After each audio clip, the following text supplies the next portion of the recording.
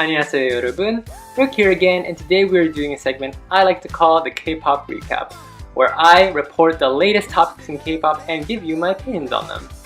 To start off, we will be talking about the recent viral trend surrounding BTS's comeback. Now, this all started when Jin decided to post on Twitter a picture of himself holding flowers with the caption Smeraldo. While Smeraldo isn't the actual name of a flower, fans learned that a soon-to-be flower shop was to be named Flower Smeraldo. But the odd connections, they did not stop there. Oh no. Maybe it's because the ARMY fandom is low-key extra, but they continue to dig even deeper, looking at the shop's blog, finding hints in file names and the source code. Mind you, this is barely scratching the surface, and I cannot even begin to get into all the details. It said that the blog mentions this thing called the Smeraldo Academy, which apparently was established on the same date as BTS's debut. I mean, look, guys, I have tried reading up on this several times, and it always gives me a headache. I swear, I feel like armies were like, so, we multiply by the power of Jin, and raise that to the power of all the times these dates match up, and divide it all by how pressed I am to find the truth! I think I just reached nirvana. Now, don't get me wrong, I admittedly enjoy reading a theory every so often, and I admire the level of dedication BTS fans have for these guys, but sometimes I wonder if all this is actually worth anything in the end.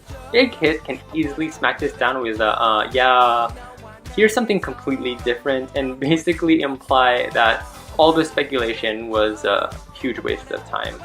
But honestly though, who knows?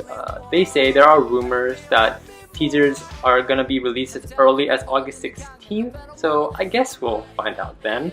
I mean, the biggest entertainment I've gotten out of this by far is probably all the memes and jokes on Twitter. So if this still means I can still be treated to some comedy gold, then by all means, you do what you do best, ARMY.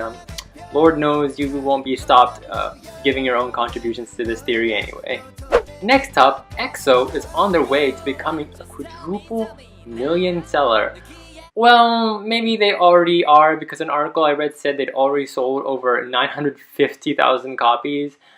But anyway, EXO has once again demonstrated their dominance in the K-pop industry, and it's come to a point where it's almost expected that their comebacks reach the 1 million mark.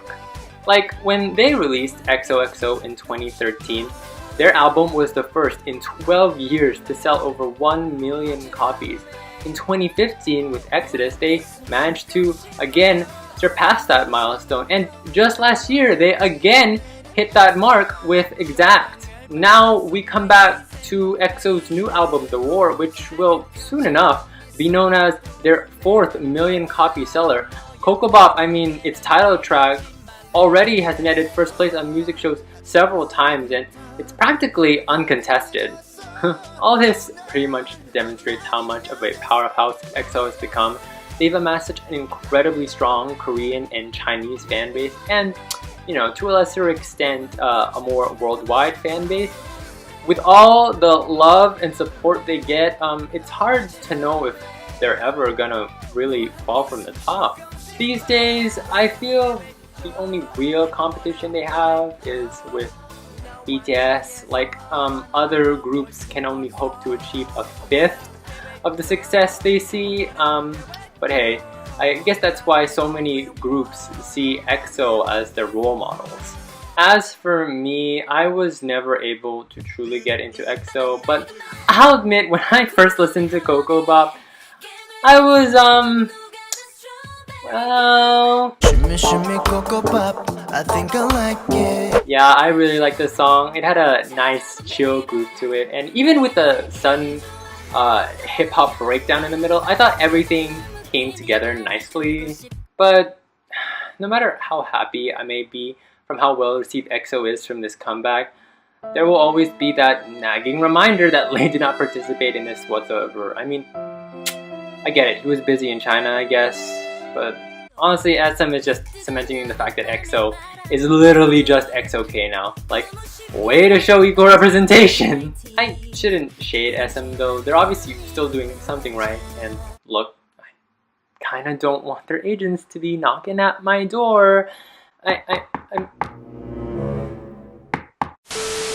Speaking of shading SM, Jessica was caught throwing some of her own, even though, yeah, I know, some of it she didn't exactly throw herself. Recently, Girls' Generations dropped the two title tracks Holiday and All Night in celebration of their 10-year anniversary. And it should come to no surprise that Jessica is celebrating her 10-year anniversary as well, since despite being a solo artist for only a couple years, she did enter the K-pop scene when she debuted with SNSD. So ever since it was revealed that SNSD was going to be making a comeback, people have been keeping their eyes on Jessica also, since, you know, they always gotta compare the two. And there were already comments on how Jessica's comeback date was only days after SNSD's comeback date, and how her music video was a reply to theirs. Like, fans left and right were already getting pressed and ready to start a war. However, the true shade, the shade of the century, did not come until a few fans decided to make a compilation video congratulating Jessica on her 10 years. Now, in this video, Jessica is regarded as being a model, singer, designer, and much more, but what's most important is that this was promoted as a YouTube ad. Lo and behold, guess where YouTube eventually decided to place this ad? Ha! Ha! Ha!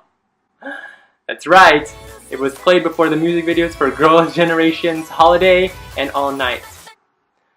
I swear when I saw this, I was absolutely, positively, #living.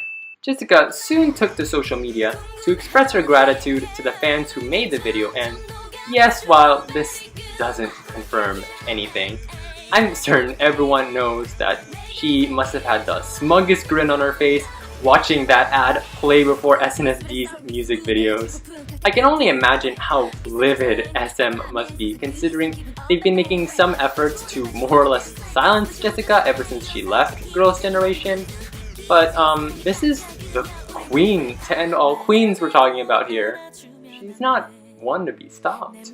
That aside, despite the drama that's risen because of this, I think both Jessica and SNSD are gonna do just fine. Keep them coming with the shade though. That's my life support right there. And that concludes the first episode of the K-Pop React. So, to round things out, I'm gonna be giving you guys a recommendation, whether it be a drama or a song I really like. And this week, it is EXID's 알면서, Knowingly. Yeah, it's a cool mid-tempo song about foolish love. I love all the EXID members. I think they each make their own wonderful contributions to it. If you guys have any suggestions for the next K-pop recap, keep this in mind. I do try to keep these things fairly recent, and I do this around the end of the week. So if you suggest to me something that is older than a week by the time I record my next video, it's not unfortunately going to be very high on my priority list. Also, I am only able to talk about 3 or 4 topics, so I am sorry if I am unable to get to everything in an episode. Other than that, I hope you enjoyed watching this video, and till we meet again, everyone!